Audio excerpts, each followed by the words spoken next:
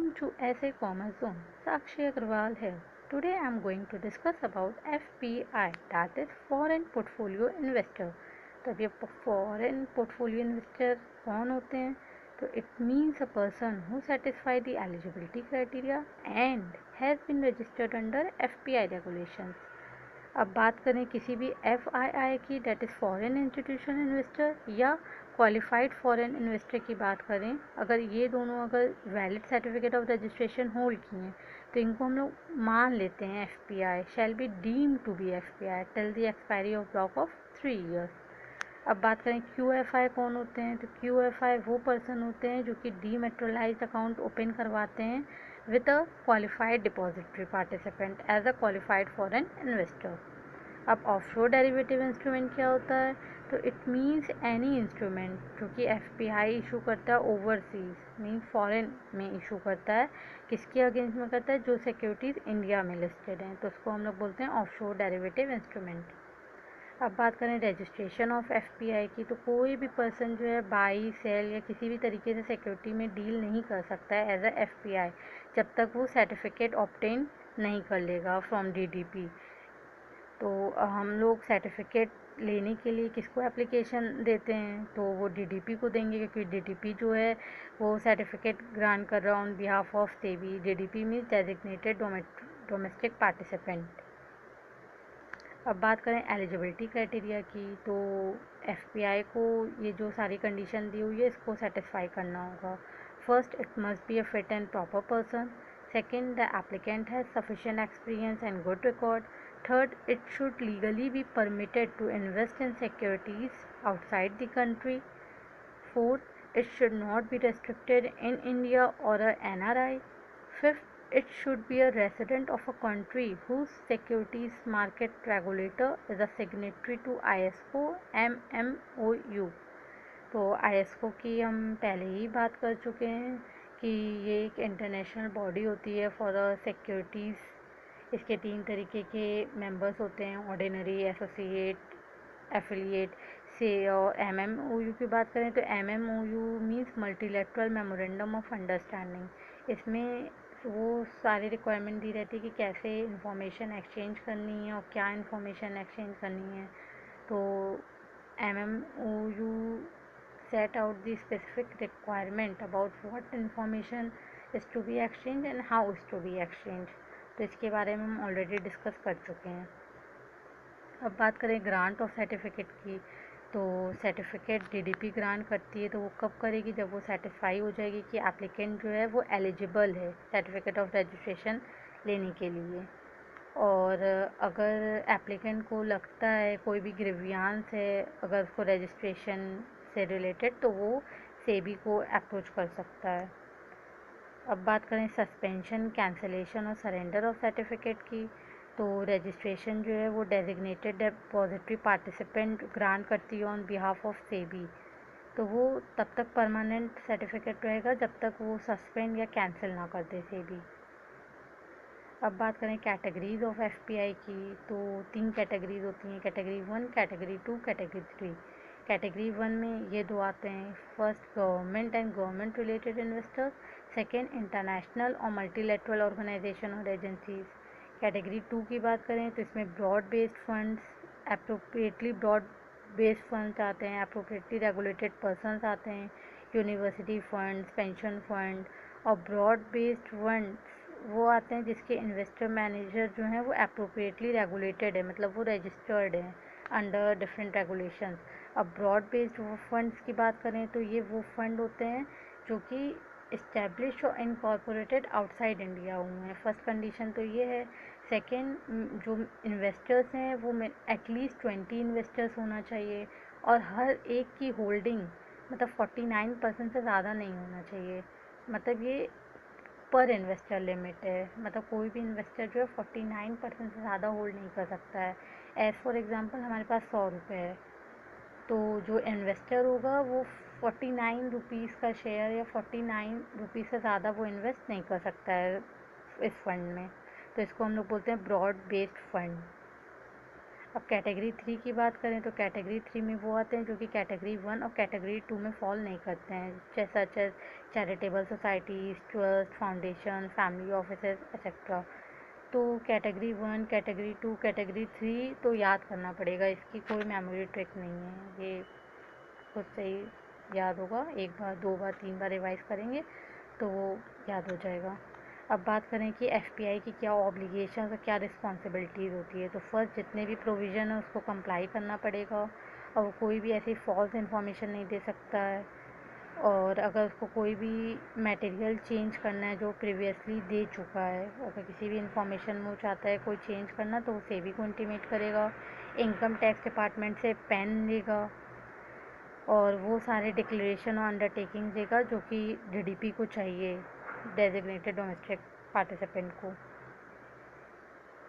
अब बात करें कोड ऑफ कंडक्ट की, तो कोड ऑफ कंडक्ट लगभग हर एक रेगुलेशंस में सेम ही होता है कि मतलब कोई भी अनट्रू स्टेटमेंट नहीं देगा, डीलिंग जो करेगा वो फेयरनेस और प्रोफेशनलिज्म मैनर में करेगा, किसी भी फ्रॉडलेंट या मैनिपुलेटिव ट्रांजैक्शन में इंगेज नहीं होगा, किसी भी इनसाइडर ट्रेडिंग में इंडल्ज नहीं होगा। और एफपीआई ये इंश्योर करेगा कि गुड कॉर्पोरेट पॉलिसीज़ और कॉर्पोरेट गवर्नेंस है कि नहीं है। और अगर हम बुक्स ऑफ अकाउंट्स की बात करें कि कितने साल तक मेंटेन करना पड़ता है, तो हर एफपीआई को और हर डीडीपी को बुक्स ऑफ अकाउंट जितने भी रिकॉर्ड्स और डॉक्यूमेंट हैं वो मिनिमम 5 ईयर्स तक मेंटेन करना ही है। अब बात करें कि इन्वेस्टमेंट कंडीशन और रेस्ट्रिक्शंस क्या क्या है, एफपीआई मतलब कहाँ इन्वेस्ट कर सकता है, तो एफपीआई जो है जो ये फॉलोइंग सिक्योरिटीज़ है सिर्फ इसमें ही इन्वेस्ट कर सकता है। First, securities in primary and secondary market including shares, debentures. Second, unit of scheme floated by domestic mutual fund CIS। Third, treasury bill and rated government securities. Fourth, derivatives traded on recognized stock exchange. Fifth, commercial papers issued by an Indian company. Sixth, perpetual debt and perpetual capital instrument. Seventh, IDR। और FPI जो FPI जो है REIT के units में invest कर सकता है, InvIT में कर सकता है, AIF के थर्ड कैटेगरी में कर सकता है। थर्ड कैटेगरी के AIF में क्या आता था, AIF तो हम ऑलरेडी डिस्कस कर चुके हैं। तो थर्ड कैटेगरी में हेज फंड आता था डाइवर्सिफाई सेक्टर में। तो एफपीआई जो है कैटेगरी थर्ड जो है AIF की, उसमें 25% से ज़्यादा स्टेक होल्ड नहीं कर सकता है। और लास्ट पॉइंट की बात करें तो इक्विटी शेयर्स जो हम परचेज़ करेंगे हर एक कंपनी का बाय ए सिंगल एफपीआई जो करेगा, तो वो 10% से कम होना चाहिए of total issued capital of company. Purchase of equity shares of each company by a single FPI shall be below 10%। तो इसमें सिर्फ दो लिमिट है, कैटेगरी 3 AIF में 25% से ज़्यादा नहीं कर सकते हैं, और हर एक कंपनी का जो इक्विटी शेयर्स है, जो अगर एक हम सिंगल इन्वेस्टर की बात करें, सिंगल फॉरेन पोर्टफोलियो इन्वेस्टर की, तो वो 10% से कम होना चाहिए of total issued capital of a company. अब बात करें कि ऑफशोर डेरिवेटिव इंस्ट्रूमेंट में एफपीआई कैसे इन्वेस्टमेंट करता है, तो एफपीआई जो है इशू, सब्सक्राइब और किसी भी तरीके से ओडीआई में डायरेक्टली या इनडायरेक्टली तभी कर सकता है जब वो पर्सन जो है एप्रोप्रिएटली रेगुलेटेड है, उस फॉरेन रेगुलेटरी अथॉरिटी, मतलब उसमें एप्रोप्रिएटली रजिस्टर्ड हैं, जितने भी उनको कंडीशंस कंप्लाई करना है वो सारे कर रहे हैं, तभी वो ऑफशोर डेरिवेटिव इंस्ट्रूमेंट में इन्वेस्टमेंट कर सकता है। और कैटेगरी 3 जो है एफपीआई की, वो ओडीआई में मतलब डील नहीं कर सकती है। और जो भी अनरेगुलेटेड ब्रॉड बेस्ड फंड हैं जो कि कैटेगरी 2 एफपीआई में जो क्लासिफाइड किया गया था ब्रॉड बेस्ड फंड्स अप्रोप्रिएटली, तो जो अनरेगुलेटेड ब्रॉड बेस्ड फंड है वो ओडीआई में डील नहीं कर सकते हैं। और एफपीआई को जो है फुल्ली डिस्क्लोज करना पड़ेगा सेबी को कि अगर कोई भी टर्म्स एंड कंडीशंस हैं या जो भी पार्टीज़ हैं ओडीआई को, एफपीआई को वो फुल्ली डिस्क्लोज करना पड़ता है सेबी को। अब बात करें इंस्पेक्शन एंड इन्वेस्टिगेशन का क्या प्रोसीजर है, तो सेबी जो है एक या एक से ज़्यादा पर्सन को as a inspecting authority appoint कर सकता है कि वो इंस्पेक्शन और इन्वेस्टिगेशन करें बुक्स ऑफ अकाउंट्स का। लेकिन इसके लिए सेबी को जो है 10 डेज़ की नोटिस देनी पड़ती है डीडीपी को, मतलब ऑर्डर, मतलब इंस्पेक्शन और इन्वेस्टिगेशन ऑर्डर देने से पहले 10 डेज़ की नोटिस देना पड़ता है।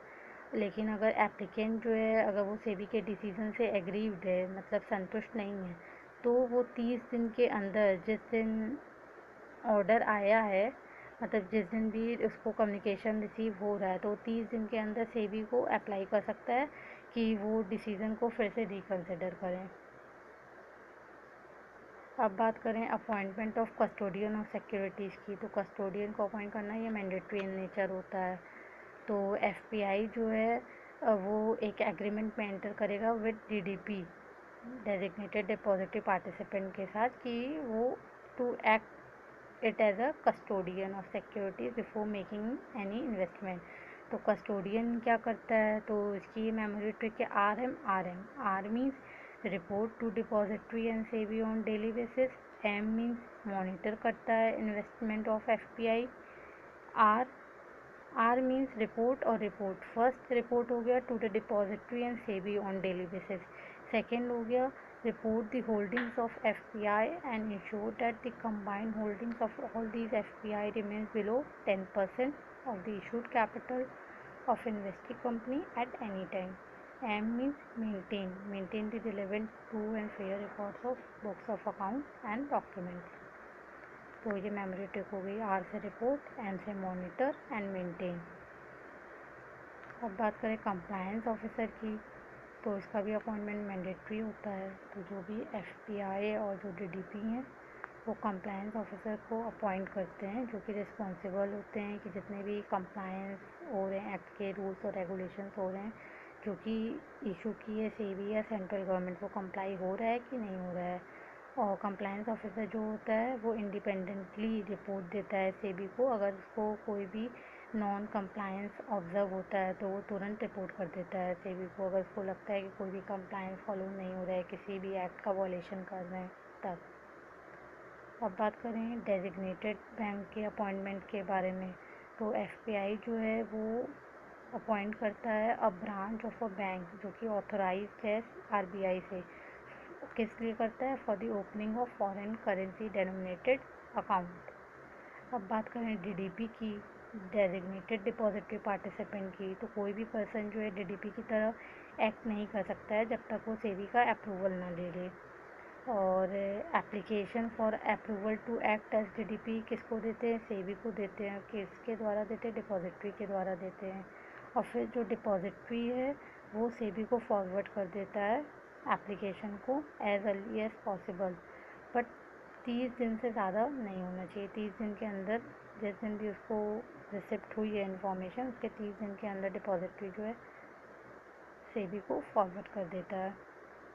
अब बात करें क्या क्या ऑब्लिगेशंस और क्या क्या रिस्पॉन्सिबिलिटीज़ है डीडीपी की, तो उसको सारा भी प्रोविजन जो है कंप्लाई करना पड़ेगा, कोई भी वो फॉल्स इन्फॉर्मेशन ना दे, और कोई भी अगर मटेरियल चेंज करता है तो वो सेबी को तुरंत इंटीमेट करे।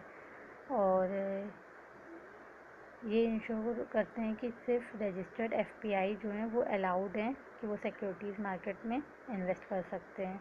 और ये इंश्योर करता है कि एफपीआई के पास जो है वो ओपेक स्ट्रक्चर नहीं है, FPI does not have opaque structure. अब बात करें कि इंस्पेक्शन में डीडीपी की क्या ऑब्लिगेशन है, तो ये 3 ऑब्लिगेशन है। First, produce such books, securities account records. Second, furnish such statements and information relating to activities. Third, DDP shall allow the inspecting officer to have a reasonable access of premises occupied by such DDP. Thank you. That's all for today. Keep doing, keep learning and keep growing. If you like my video, please like and subscribe my channel.